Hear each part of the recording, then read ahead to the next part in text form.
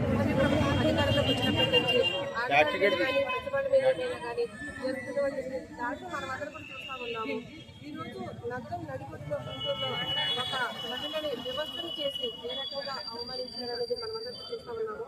కనీసం వారి మీద 2 రోజుల పాటు వైఎస్ఆర్ పార్టీ శ్రేణులు వైఎస్ఆర్ పార్టీ నాయకులు ఒత్తిడి తీసుకొస్తే తమ పెట్టినటువంటి పరిస్థితులు మనం రాష్ట్రంలో చూస్తూ ఉన్నాము.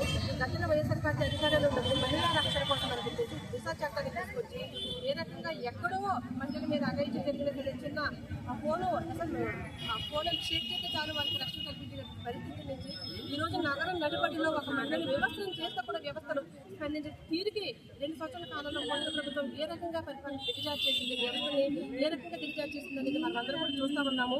మేము అధికారులకు వస్తే కనీసం బేసిస్ ఎలిగేషన్స్ 32,000 మంది అమ్మాయిలు మిస్ అయ్యారు, వాళ్ళు తీసుకొస్తానన్నారు.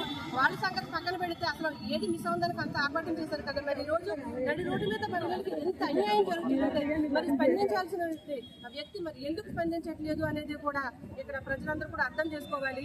ఇది కూటమి ప్రభుత్వం కాదు, ముంచే ప్రభుత్వం అని కూడా మహిళలకి ఏమాత్రం కూడా రక్షణ లేదు ఈ ప్రభుత్వంలోనే కూడా మేమందరూ కూడా చెప్తా ఉన్నాము. సంగతి ఏదైతే ఉంటుందో దాన్ని తీవ్రంగా ఖండిస్తా ఉన్నాము.